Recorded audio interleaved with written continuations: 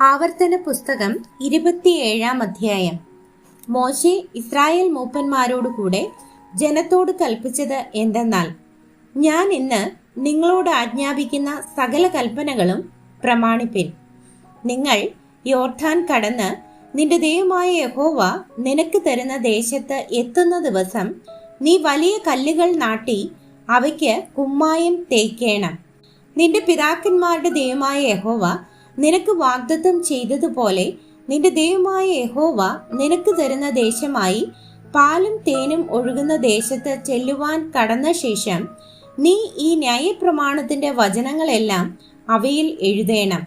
ആകയാൽ നിങ്ങൾ യോർദാൻ കടന്നിട്ട് ഞാൻ ഇന്ന് നിങ്ങളോട് ആജ്ഞാപിക്കുന്ന ഈ കല്ലുകൾ ഏബാൽ പർവ്വതത്തിൽ നാട്ടുകയും അവയ്ക്ക് കുമ്മായം തേക്കുകയും വേണം. അവിടെ നിന്റെ ദൈവമായ യഹോവയ്ക്ക് കല്ലുകൊണ്ട് ഒരു യാഗപീഠം പണിയേണം. അതിന്മേൽ ഇരുമ്പ് തൊടുവിക്കരുത്. ചെത്താത്ത കല്ലുകൊണ്ട് നിന്റെ ദൈവമായ യഹോവയുടെ യാഗപീഠം പണിയേണം. അതിന്മേൽ നിന്റെ ദൈവമായ യഹോവയ്ക്ക് ഹോമയാഗങ്ങൾ അർപ്പിക്കണം. സമാധാന യാഗങ്ങളും അർപ്പിച്ച് അവിടെ വെച്ച് തിന്നുകയും നിന്റെ ദൈവമായ യഹോവയുടെ സന്നിധിയിൽ സന്തോഷിക്കുകയും വേണം.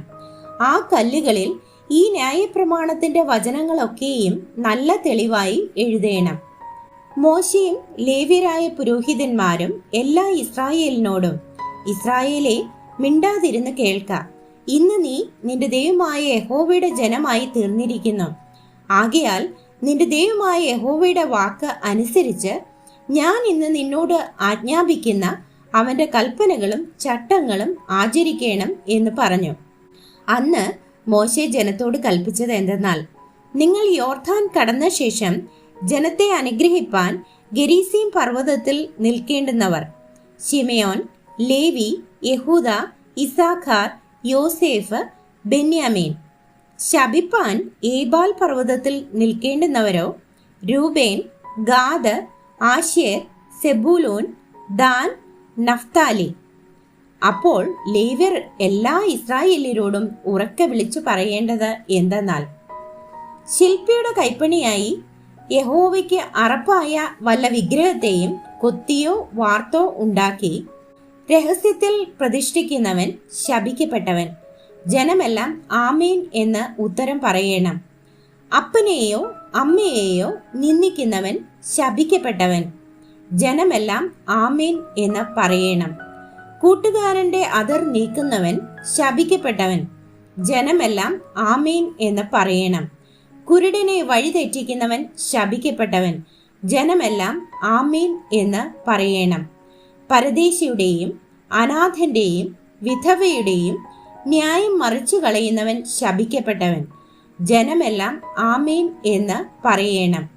അപ്പന്റെ ഭാര്യയോടുകൂടെ ശയിക്കുന്നവൻ അപ്പന്റെ വസ്ത്രം നീക്കിയതുകൊണ്ട് ശപിക്കപ്പെട്ടവൻ. ജനമെല്ലാം ആമേൻ എന്ന് പറയണം. വല്ല മൃഗത്തോടും കൂടെ ശയിക്കുന്നവൻ ശപിക്കപ്പെട്ടവൻ. ജനമെല്ലാം ആമേൻ എന്ന് പറയണം.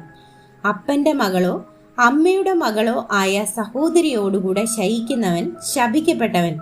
ജനമെല്ലാം ആമേൻ എന്ന് പറയണം. അമ്മാവി അമ്മയോടുകൂടെ ശയിക്കുന്നവൻ ശപിക്കപ്പെട്ടവൻ. ജനമെല്ലാം ആമേൻ എന്ന് പറയണം. കൂട്ടുകാരനെ രഹസ്യമായി കൊല്ലുന്നവൻ ശപിക്കപ്പെട്ടവൻ. ജനമെല്ലാം ആമേൻ എന്ന് പറയണം. കുറ്റമില്ലാത്തവനെ കൊല്ലേണ്ടതിന് പ്രതിഫലം വാങ്ങുന്നവൻ ശപിക്കപ്പെട്ടവൻ. ജനമെല്ലാം ആമേൻ എന്ന് പറയണം.